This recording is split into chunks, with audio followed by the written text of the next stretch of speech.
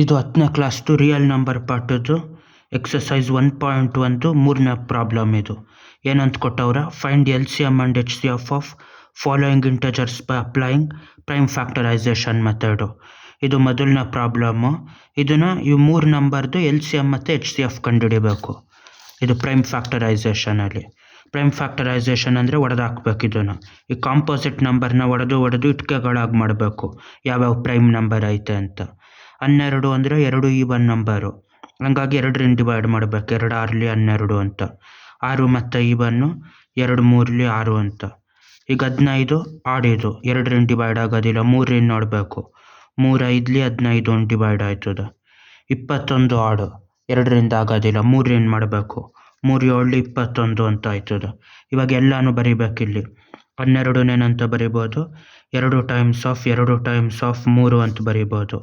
ಅಲ್ಲಿಗಿದು 2 square times of 3 ಅಂತ ಬರಿಬೋದು.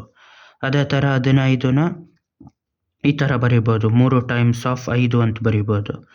21ನ ಅದೇ ಥರ 3 ಟೈಮ್ಸ್ ಆಫ್ 7 ಅಂತ ಬರಿಬೋದು.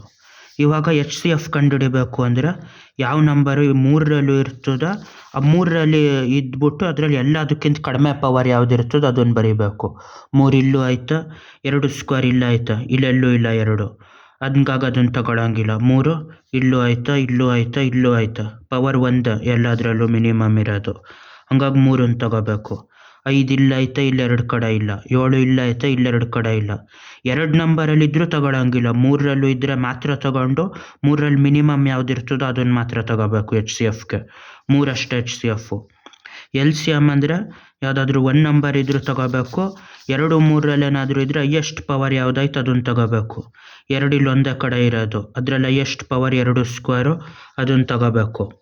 ಅದೇ ಥರ 3 ಎಲ್ಲದರಲ್ಲೂ ಆಯ್ತು, ಹೈಯೆಸ್ಟ್ ಪವರು 3 ಅಷ್ಟೇ, ಅದನ್ನು ತೆಗೆದಿರಬೇಕು. 5 ಇಲ್ಲೊಂದು ಕಡೆ ಐತೆ, ಅದನ್ನು ತಗೋಬೇಕು. 7 ಇಲ್ಲೊಂದು ಕಡೆ ಐತೆ. ಯಾವುದೇ ಒಂದು ಪ್ರೈಮ್ ನಂಬರ್ ಇಲ್ಲಿ ಯಾವುದಿರೋದು ಬಿಟ್ಟೋಗಂಗಿಲ್ಲ LCM ತಗೋಬೇಕಾದ್ರೆ. ಎಲ್ಲಾದ್ರದ್ದು ಹುಡುಕಿ ತೆಗಿಯೋದು LCMದು. ಯಾವುದರಲ್ಲಾದರೂ 1 ಸತಿ ಇರಲಿ, 2 ಸತಿ 3 ಸತಿ ಎಷ್ಟಿದ್ರು LCMಲ್ಲಿ ತಗೋಬೇಕು.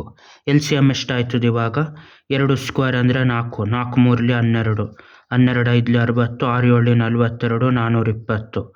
420 LCM ಆಗಿರ್ತದೆ. HCF 3, LCM 420. ಇವಾಗ ಎಷ್ಟು ಬಂತು, ಇದು 420 ಇದು, ಅದು HCF 3, ಅದು ಪ್ರೈಮ್ ಫ್ಯಾಕ್ಟರೈಸೇಷನಲ್ಲಿ ಈ 3 ನಂಬರ್ದು LCM ಮತ್ತು HCF. ಬಾಯ್.